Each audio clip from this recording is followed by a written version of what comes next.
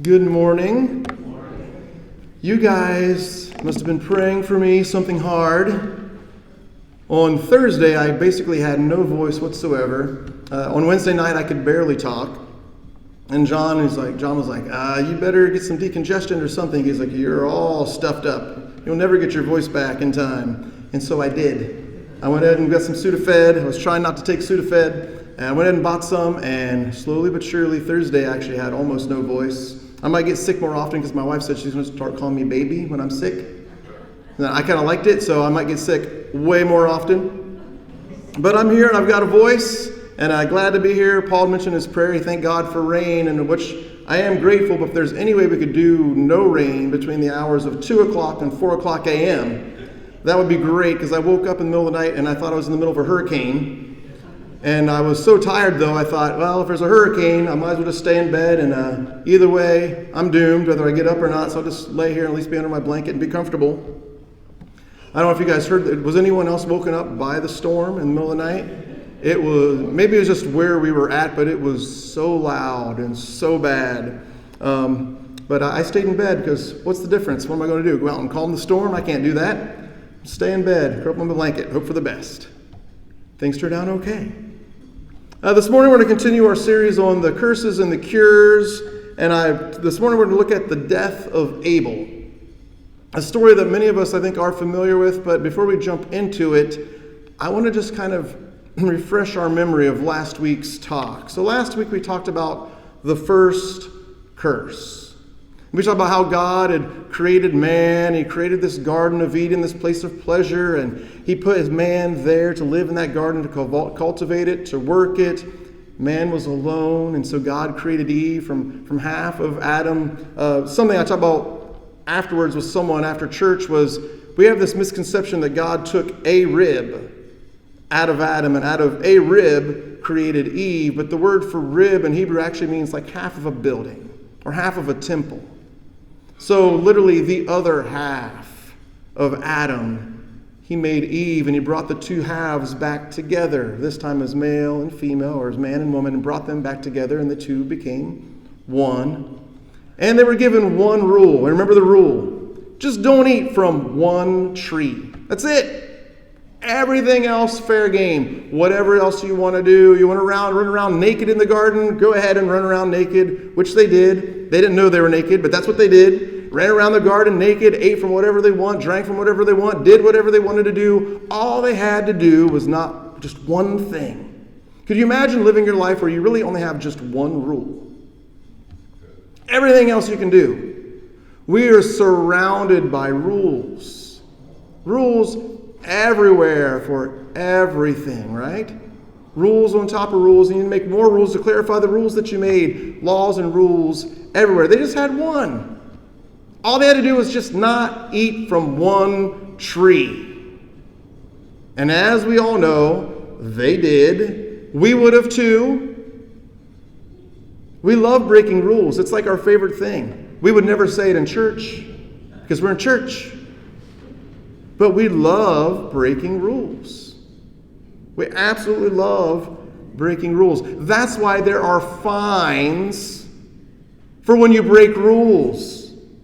Because you love to break them so much, they got to give you some reason not to, like a big fine. I don't know if I told this last week or not, but several years ago, I turned right at a red light. But I did kind of like a stop, almost a stop. And the camera light got me. $500 ticket. $500 for slowly turning through a red light, but I didn't come to a complete stop first. Knowing the rule wasn't enough, paying $500, I will stop at every red light the rest of my life. Because I love $500 more than I love running through red lights. They eat from the tree. And they're cursed. The woman is cursed, said, your pains of labor will be increased. The serpent was cursed and said, you will crawl upon the belly of your body and the dust of the earth the rest of your life. And man was also cursed, but actually it was the land that was cursed. And they're driven out of this garden, this place of pleasure. That was the first curse. And since that time, man has always been trying to get back. Get back what we lost. Get back to that garden. Get back to that place where God would come and walk in the cool of the evening, in the evening breeze. And they would hear him walking, and they would recognize him, and they used to run to him and walk with him, as we might imagine. But they broke the rule, and now they're hiding from him instead of walking with him. So they're cursed, and they're sent out of this garden. There's a cherubim or an angel there with a flaming sword, and they just can't get back. They can't get back. You see, God had put in the garden a tree of life and a tree of death. The tree of death is the one of the knowledge of good and bad, and if they eat of it on that day, they will surely die. They have another tree, it's a tree of life. It's there. They're both in the middle of the garden, side by side. But for some reason, we always want to eat from the tree of death. We don't have, I did bring this up last week, we don't have a single incident that we can see within all of Scripture, especially in Genesis 2 and 3, where Adam and Eve ever ate from the tree of life. Maybe they did, maybe they didn't, but we're never told that they did. We are told that they ate from the tree that brings death. And this morning we're talking about the death of Abel. The death of Abel, or as I put below, the curse 2.0. Because if you know the story of the curse of Adam and Eve, you will find a lot of similarities in this second curse.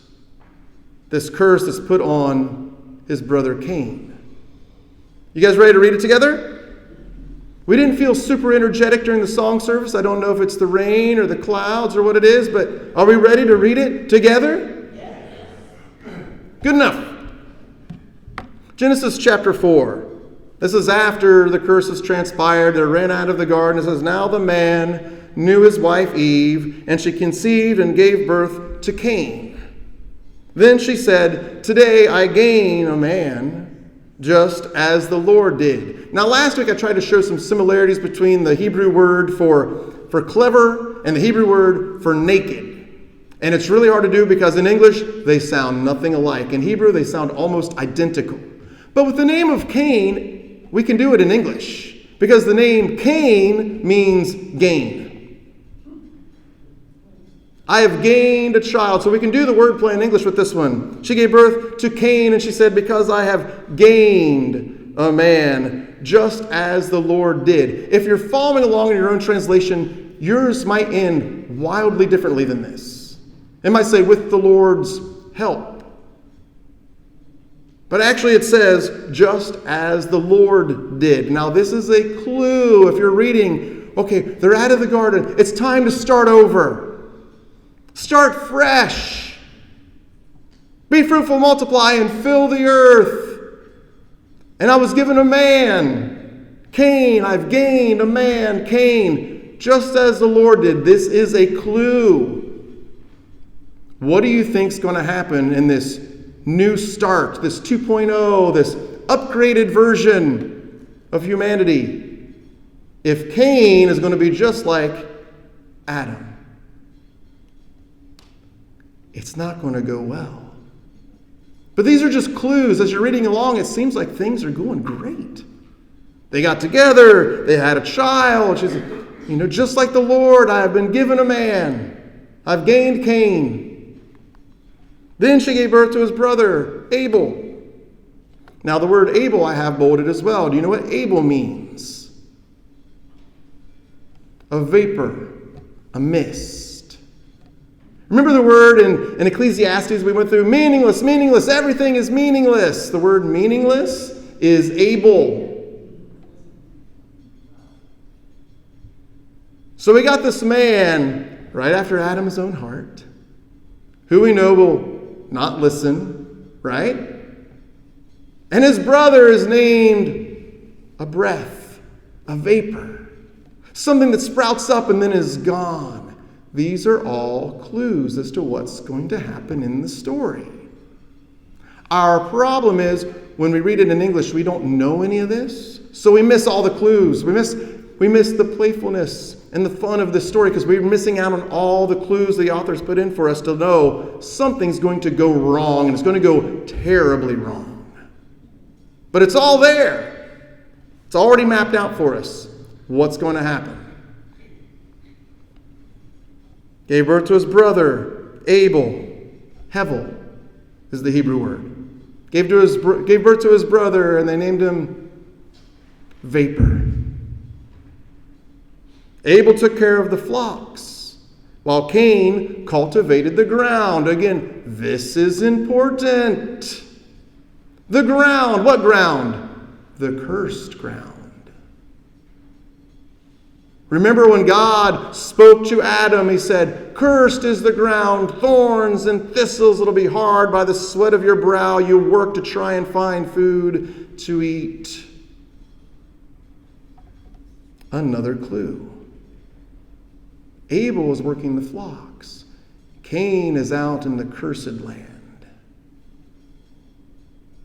working the cursed ground, trying to get it to produce. At the designated time, Cain brought some of the fruit of the ground for an offering to the Lord.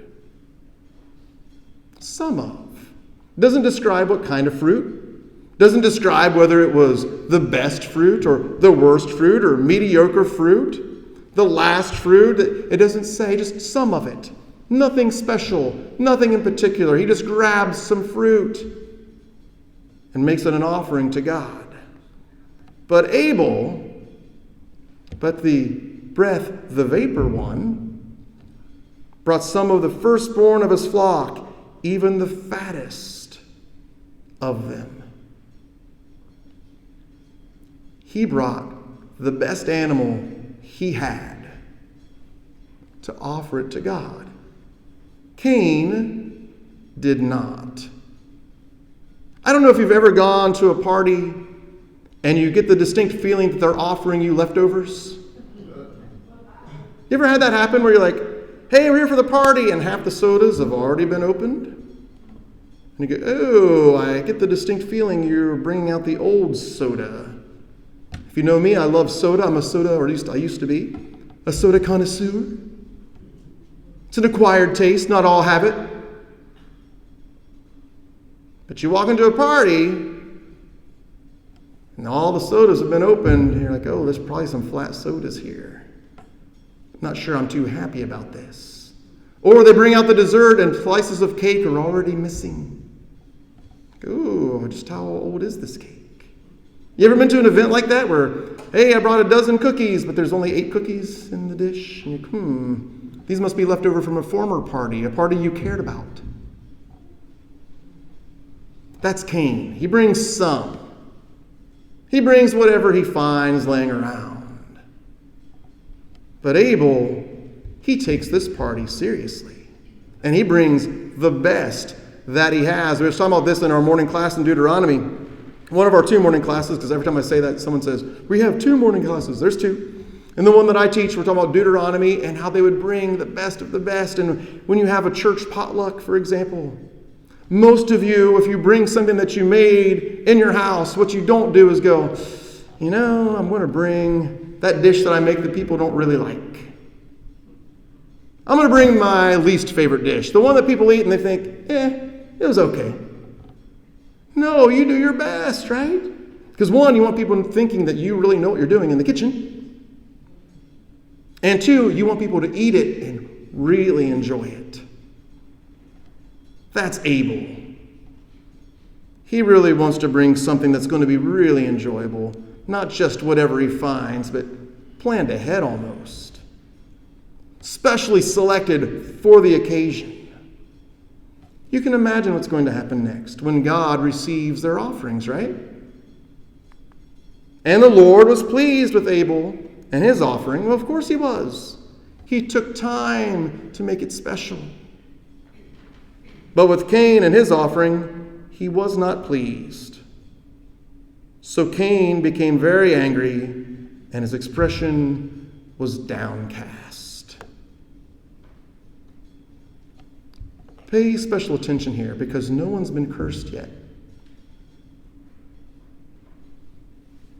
No one's been cursed yet. They both made an offering. One was pleasing, one was displeasing, but no one has been cursed. Sometimes we read this and we think, well, Cain probably experienced some sort of tragedy, and that's how he knows. We don't know how he knows God wasn't pleased. We don't know what happened or what made him think that. Maybe he knows it because he saw what Abel brought and thought, oh man, I got outdone on this one. I'm the older brother. I should have known better. Now he's upset. His little brother outdid him. Showed him up.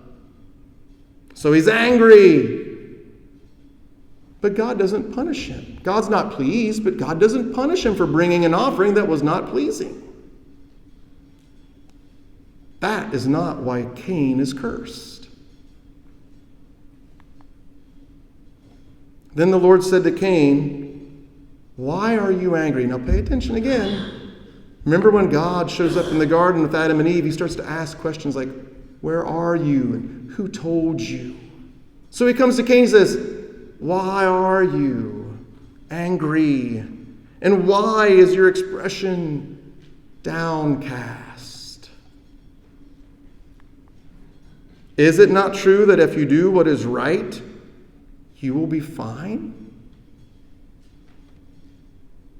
In other words, you're going to get another shot at this.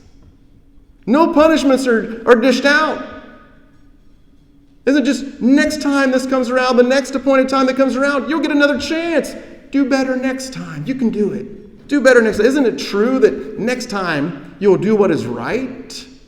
But we know he's just like Adam. Because Eve has gained a Cain.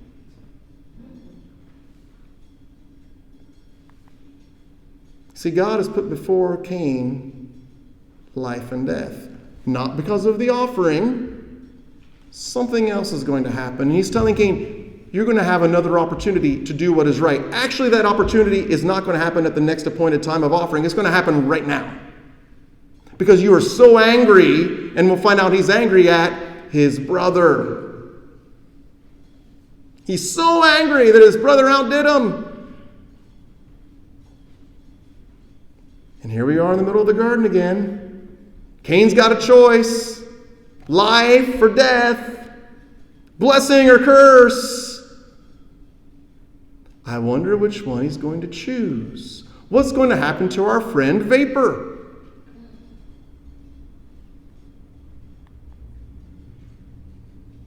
Cain said to his brother Abel, let's go out to the field. Wait a minute, the field? The field? The cursed land. Follow me. Come with me. I want to show you something. Do you feel like Cain is choosing life or death at this point?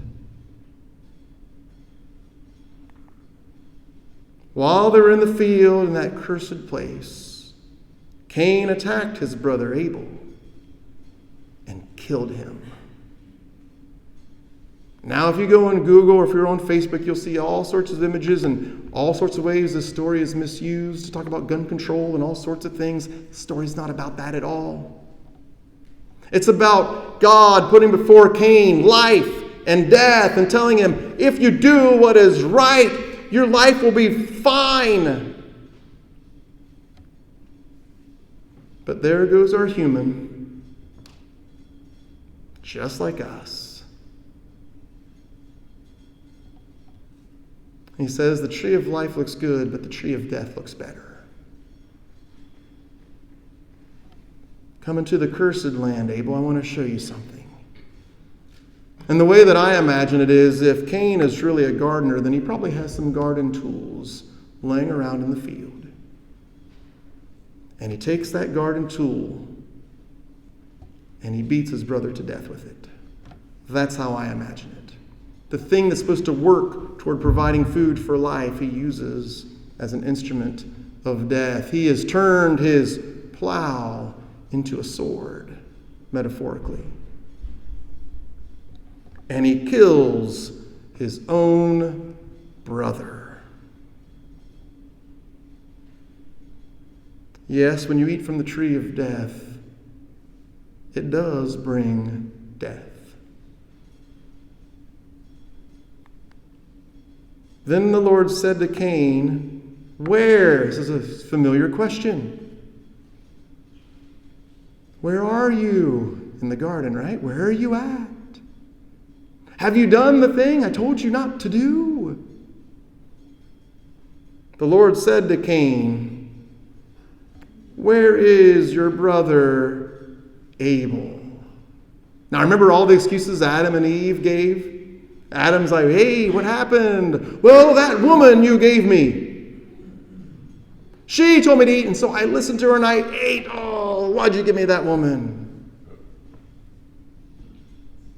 Eve, what happened? That snake tricked me. Clever fellow, that snake. Got me good. And I ate. Where is your brother Abel? And just like Adam and Eve, he can't answer a question. He can't do it. Adam's answer, did you eat of the tree? He should have said, yes. Very short answer. Eve, what happened? Snake tricked me and I ate of the tree. Fair enough. Cain, where's your brother? I put before you life and death, and now your brother's gone missing. And Cain replied, I don't know. Oh, yes, you do. You know exactly where you put the body.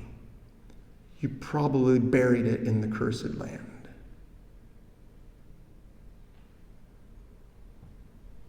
And this one hits home too, because this is exactly what people do even to this day. They murder and they hide it. I don't know. Am I my brother's guardian? Am I supposed to be taking watch over my brother? Yeah, he's your little brother. That is precisely what you're supposed to do. What you're not supposed to do is lure him into a field and beat him to death with your gardening tool. That's what you're not supposed to do. But that is what you did. I don't know. I don't know where he's at. Watch Cain try to hide behind a tree. I don't know. But the Lord said, what have you done? Same thing he says to Adam and Eve. Did you eat of the tree? What have you done? Did you eat of the tree? Here he says, what have you done? The voice of your brother's blood is crying out to me from the ground.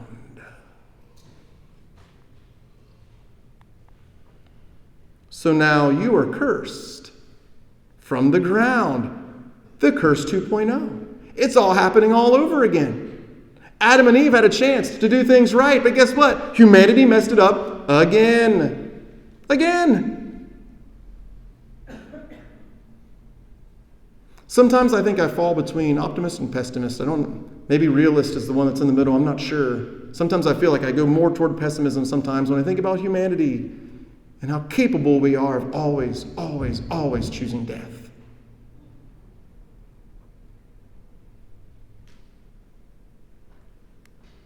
We would have no wars if we would choose life. But we don't. We always choose death. So now you are cursed from the ground, which has opened its mouth to receive your brother's blood from your hand. When you try to cultivate the ground, it will no longer yield its best for you. It's happening all over again. History is repeating itself. You will be a wandering fugitive on the earth. Now the story goes on. I'm going to stop there.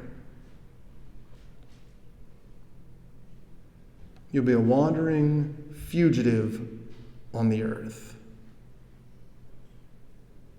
Cain will say, but this punishment is too much for me. I'm wandering around. People are going to find me. They're going to kill me. And we always ask the modern question of where did all those people come from? If Adam and Eve were the first humans and Cain killed the only other person on it, I get it.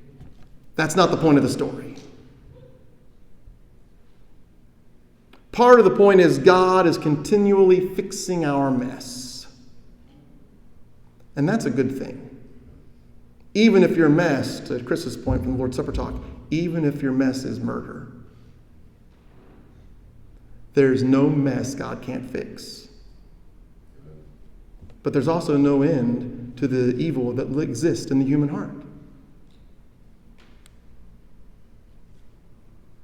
You'll be a wandering fugitive on the earth. The ground is cursed again. Again, again. It's the death of Abel. It's the curse 2.0, where we just keep choosing the curse. We can look through Jewish history, we can look through Scripture, and see different times when they chose the curse. I'm only going to give you a couple of examples. There are hundreds of examples in their history, just like in ours. Why do we constantly eat from the tree of death? Why? Why is it so tempting to choose the curse instead of the blessing? And what is God supposed to do with the people that keep choosing a curse? We got the first curse, which we've talked about already, with Adam and Eve disobeying in the garden. We got the curse that happens with Aaron and the golden calf, where they have an opportunity. Moses is up on the mountain receiving the 10 Commandments from God, and Aaron's down with all the people, and Moses has been gone a while, 40 days, and they start to think maybe Moses is dead, maybe he died up there, so what are we going to do? And so Aaron says, let's do this. Let's invite a curse to the ground, right? Everyone, give me your gold. And he made a golden calf out of it, and he says, behold, your God that brought you out of the land of Egypt. And Moses comes back down with the 10 Commandments, and he hears the partying, and it's not good. It's not good. David and Bathsheba. Right there before David, life and death, blessing and curse. He sees her bathing from his palace rooftop. He sees her down there bathing. He has an opportunity to do what is right. If you do what is right, won't it go well with you, David? Well, maybe, but I really like the look of that.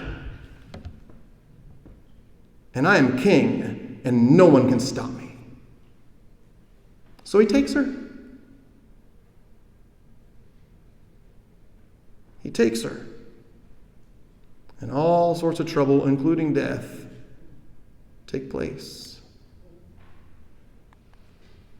We don't have to look at Jewish history. We can look at our own. Look at our own history. Humanity for sale. Talbot puts out an ad. He's looking for Negroes. He's willing to offer $1,200, even up to $1,250 for a really good Negro. Humanity for sale. God has put before us life and death, blessing and curse. What did we choose? We decided to sell and trade humans. That's way harder to do than eat fruit from a tree. But we were determined to do it. And so we did. Choose death. Choose death. World War II, Japanese internment camps. If you were Japanese, you couldn't be trusted during World War II. Put you in an internment camp, you and your whole family. Those internment camps, they look like prisons. That's what they were. There we are in the middle of the garden again. Do you see it? Right there, middle of the garden. Blessing and curse, life and death. We always choose death for some reason, it seems like. See, there's the pessimist in me when I say always. The Philippine-American War. How many of you knew about the Philippine-American War? Anyone? 1899 to 1902. The Spanish had lost the Spanish-American War, and they relinquished the Philippines. So what does America do? Well, Uncle Sam comes traipsing in. And they think we're going to take over the Philippines before the Germans or the Japanese do. Now, in that war that lasted 3 years, about 4,200 American soldiers died. These are from the U.S. government website statistics. 20,000 Filipino soldiers died defending their land. The Americans called it an insurrection. I don't know how the Philippines could have an insurrection against America who didn't own their land. But whatever, that's what we called it. Bring out the spin doctors. 20,000 Filipino soldiers died. 200,000 Filipinos died of hunger and disease.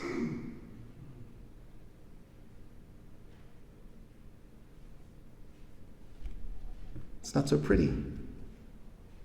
For the African American brethren here, the same racial slurs that you have endured your life, those were used against the Filipinos too. Including the most prominent one that no one will ever say. I won't say it. Called them monkey men. Cartoons were made about them.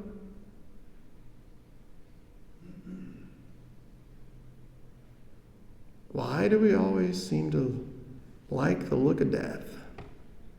That fruit just always looks so good. We don't need to look at American history. We can look at our own homes.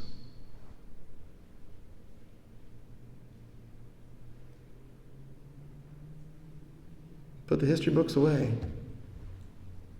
Just look at your own house.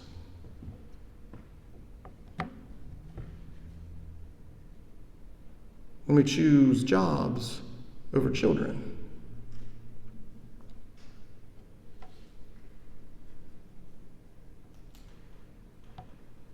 When we choose alcohol over love.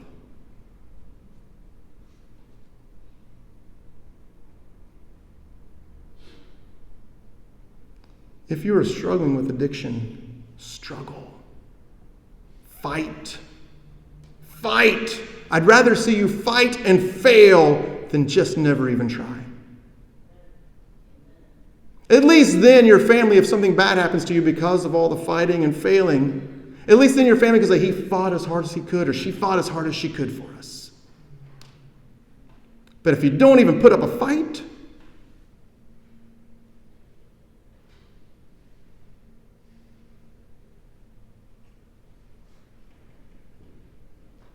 why?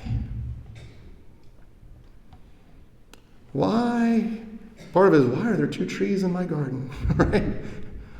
How did I end up with 2 trees in my garden? And why does the one that produces so much death seem to have the fruit that looks so good?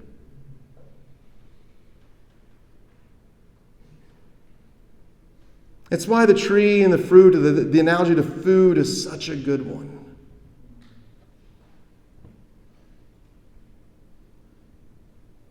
Because for some reason, the foods that we shouldn't have are the ones we want. Right, Perry? Perry brought some he brought some cupcakes, homemade. His wife and mother-in-law were gone. He was bored. I'm going to make cupcakes. That's exactly what I shouldn't eat.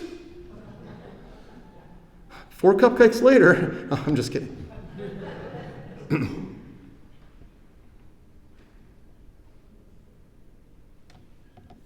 So the question is, and the question still is, why do we choose death? Deuteronomy 30:19, I have set before you life and death, blessings and curses.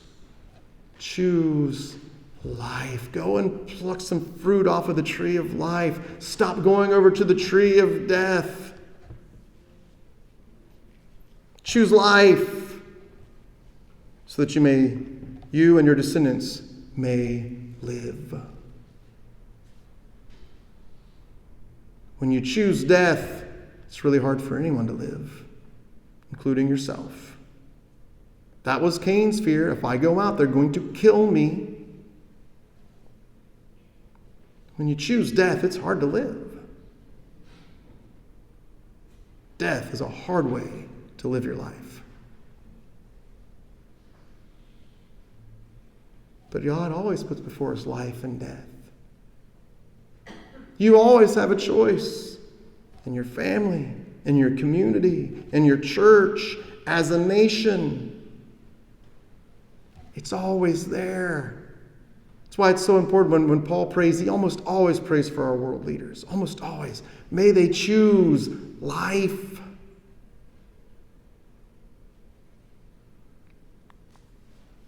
So what can God do for people who constantly choose the curse? Next week is Easter. And I really encourage all of you to invite some people to come, because we're going to look at what God did for people who constantly choose death. That's my invitation. Go out and invite some people for Easter celebration. And just as a side note, not sermon related, we're going to have some special things, not anything overly overdone, but have some things for kids that are going on. We're going to have a little picture area back in the back where you can come and take a picture. Paul has graciously been voluntold to take pictures of people at a little picture frame area we're going to make in the back there.